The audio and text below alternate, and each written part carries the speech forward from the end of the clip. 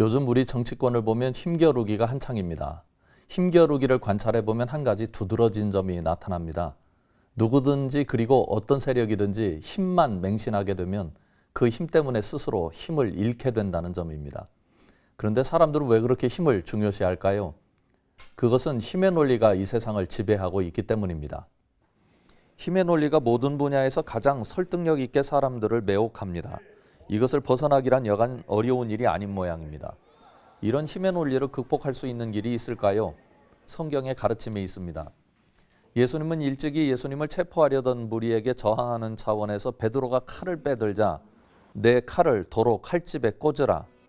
칼을 가지는 자는 다 칼로 망하느니라 경고하셨습니다. 그런데 사실은 그 다음 말씀이 중요합니다. 내가 만일 그렇게 하면 이런 일이 있으리라 한 성경이 어떻게 이루어지겠느냐 말씀하셨습니다. 힘으로는 절대로 하나님의 뜻을 이루지 못한다는 가르침입니다. 기독교는 힘을 쓰는 종교가 아닙니다. 요즘 한국교회의 염려스러운 한 면은 한국교회 또한 힘의 논리에 지배당하고 있는 것은 아닌가 하는 생각이 있습니다. 한국교회의 교세 약화에 대해서 한국교회가 무엇을 두려워하고 있는가를 질문해 볼 필요가 있습니다. 교세라는 표현을 했습니다만 그야말로 한국교회가 세력의 약화를 두려워하는 것은 아닐까요? 그렇다면 그동안 한국교회가 자랑하고 기뻐했던 것은 한국교회가 가진 힘이었던가 질문해 보아야 합니다. 교회 역사를 보면 기독교가 권력의 크기에 의존되어 있을 때 기독교는 언제나 침체했었습니다. 대표적인 예가 19세기 서구 열강교회의 선교적 실패입니다. 19세기 선교사들은 제국주의를 기독교 전파를 위해서 활용했습니다. 그뿐만 아니라 이를 적극적으로 옹호하면서 제국주의의 침략과 약탈을 눈감아주거나 동조했습니다. 이것은 지금도 지구촌의 고통의 한 이유로 존재합니다.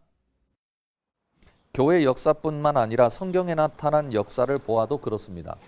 성군 다윗이 하나님의 책망 앞에 노출되었던 이유는 힘 자랑 때문이었습니다. 밧세바를 얻을 만한 힘이 있다고 착각했기에 밧세바를 우리아로부터 빼앗았습니다. 밧세바를 빼앗은 것을 정당화하기 위해 그의 권력을 사용하여 우리아를 죽였습니다. 그뿐만 아닙니다. 자신의 권력의 크기를 체감하기 위해 인구수를 집계했다가 하나님의 심판을 받았습니다.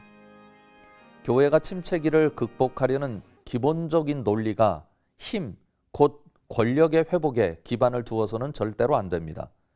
교회의 크기, 예배 모인 수, 재정 능력 등이 힘인 것은 분명합니다만 그것들을 권력적으로 사용할 유혹을 이겨낼 수 있어야 합니다. 그럴 때 힘의 논리가 지배하는 이 세상에서 교회가 진정한 영향력을 행사할 수 있습니다.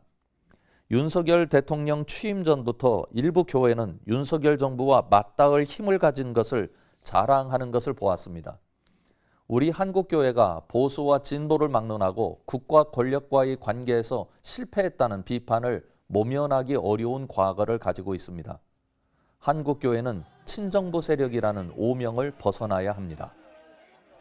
교회가 진정한 선교적 영향력을 회복하려면 교회가 먼저 성경의 가르침인 사랑과 생명과 정의의 논리에 충실해야 합니다.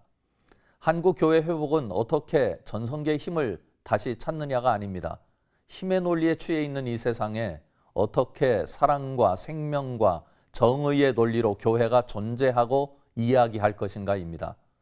기복주의 또한 힘의 논리의 다른 오심을 인식하고 교회 내적으로 그리고 외적으로 성경이 가르치는 사랑과 생명과 정의의 논리에 집중할 때 한국 교회는 회복되고 세상에 희망이 될 것입니다. CBS 논평이었습니다.